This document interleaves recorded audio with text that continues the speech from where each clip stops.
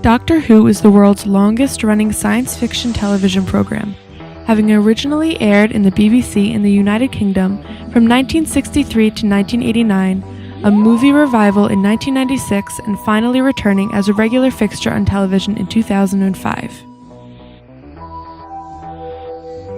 Chronicling the adventures of 11 doctors and more than 20 companions against countless foes, human, alien, and otherwise, throughout time and space, Doctor Who remains the greatest example of the genre. Doctor Who has also thrived in other media, appearing in print, on stage, on film, on radio, and elsewhere.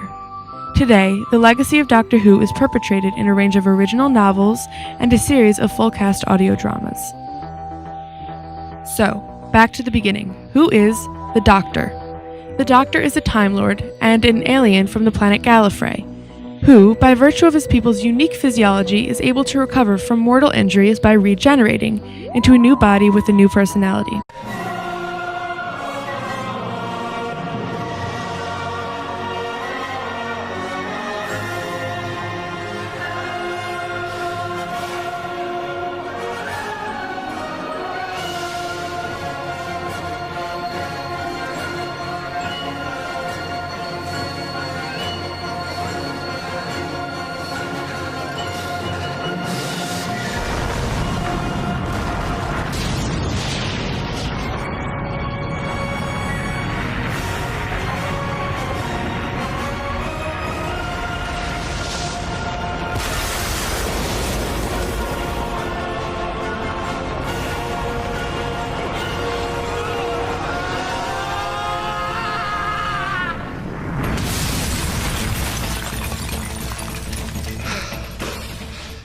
The Doctor stole a time machine and fled Gallifrey. His time machine is called the TARDIS, which stands for Time and Relative Dimensions in Space.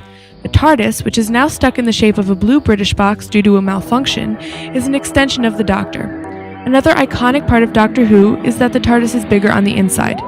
The Doctor travels the universe, usually in the company of a companion he meets along the way, aiding the oppressed, fighting injustice, and putting his unique and indelible mark on the broad canvas of time and space. When Doctor Who first came on in 1963, he was portrayed by William Hartnell. When Hartnell left in 1966, Patrick Troughton took over until 1969. In 1970, Jon Pertwee took on this massive role for 4 years. After Pertwee came Tom Baker, who stayed on the show until 1981, the longest anyone has ever held that role. When Baker left in 1981, Peter Davison came on for 4 years. Colin Baker then came on in 1984, holding the position of the 6th Doctor for more than 2 years. Sylvester McCoy came after Baker, playing the Doctor for 3 years. By now, it is 1989, and the show decided to take a break. In 1996, they came back with a movie, with Paul McGann portraying the 8th Doctor. In 2005, the show finally came back after a long hiatus, with Christopher Eccleston as the 9th Doctor for 1 year. After Eccleston came David Tennant, who portrayed the Doctor for 3 years.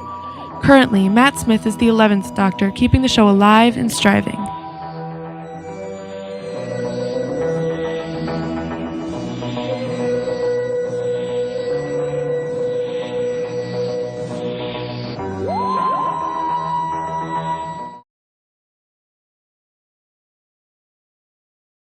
My favorite Doctor is the 10th Doctor, played by David Tennant, who is, well, absolutely gorgeous and amazing, and he makes his character so quirky and lovable, and it's just great. Plus, he and I have the same birthday, so. Favorite Doctor is the 4th Doctor, who's played by Tom Baker, because you really can't go wrong when you've got really curly hair, a fedora, 30-foot long scarf, and jelly babies that you hand out to everybody. It really illustrates the Doctor's personality, which is, this old, wise old man and this really silly child. And I think Tom Baker finds that perfect balance there. Of all the Doctors of Doctor Who, I'd have to say that my favorite Doctor is David Tennant. My favorite Doctor is the 9th Doctor, played by Christopher Eccleston. Favorite Doctor would be David Tennant, because he's 10. He went pretty much everywhere that you could think of, and he had so much fun with it. The Doctor's companion has always been an essential part of Doctor Who.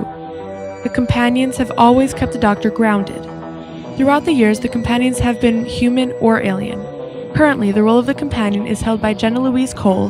However, the list of other actors and actresses that have been the Doctor's companion is immense.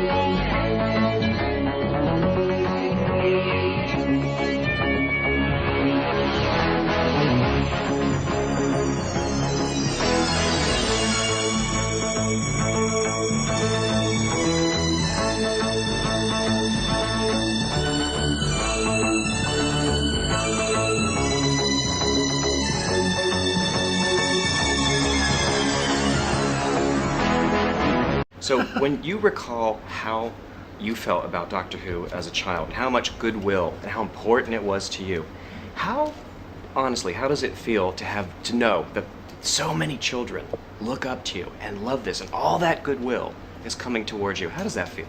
It's hard to be objective about it when you're in the middle of it, to be absolutely honest with you. But I do know how important it was to me when I was growing up, and how inspiring it was to me, actually, and what fond and cherished memories I have of Doctor Who as a kid. And if there can be any kids now who are having a similar experience to the experience I had then I will be so proud of that legacy forever, really. Absolutely. And I feel vindicated, if anything, because let's be honest, there were many years in which Doctor Who was a bit of a joke by people who misunderstood it, and it would be the punchline to many a gag in a stand-up comedian's routine, and it was always brilliant, and I always knew it was brilliant, and there were a lot of us who always knew it was brilliant, and time has sort of proved us right, and that doesn't often happen, does it? It's like, it's absolutely proved us right, and it's the #1 show just as it should be, so I feel thrilled about that. And I just love the show all around. I don't know what it's about it, maybe just the fact that it's all British actors. The storyline just keeps you so intrigued, and you get to be so in touch with the characters and love them so much. They become a part of your life almost. Doctor Who has changed my life because it has really opened up my eyes to the universe and to see all the possibilities. Doctor Who is important to me because it allows me to think about the world outside of how we think about it now, allowing us to think about time travel and things beyond the physics and the science that we have now, and allows me to think more futuristically and to think past what I see in my normal day life. I cry over so many of the episodes because I just feel so close to the characters that when something happens to them, it makes me so upset. Since Doctor Who, I have thought about time on a more large scale, in a larger sense. I no longer think about This is a time demonstration as of Flip-for-Mac. a linear cause to effect, to quote the 10th Doctor, as a big ball of wibbly-wobbly, timey-wimey stuff. Because that's what it is. My favorite quote is, "What's the point of being grown up if you can't be childish sometimes?" So, since so many of my friends love the show, it's just, something that connects us. A lot of people, I can be introduced to them just as a Whovian, and we're friends instantly. Doctor Who has also used the everyone's important message a lot. It's been exemplified so much in the series. And one of my favorite quotes is, 900 years I've been traveling and I haven't met one person who wasn't important. And I find that to be insanely inspiring, and it's the best thing ever. Doctor Who is great.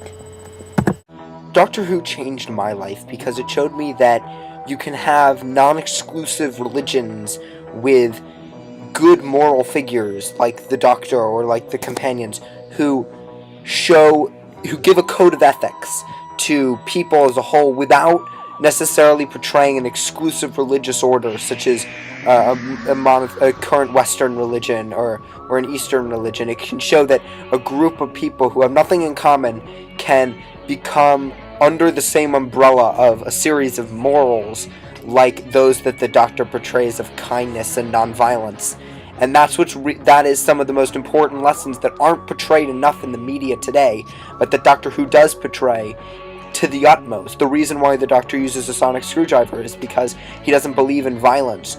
And in a world where we're consumed with media full of shooting up people as they walk into buildings or whatever, this is a morally correct show, and that's why I think Doctor Who attracts such a wide variety of viewers. Save the world, Ben? Yeah. That's what we do. Yeah.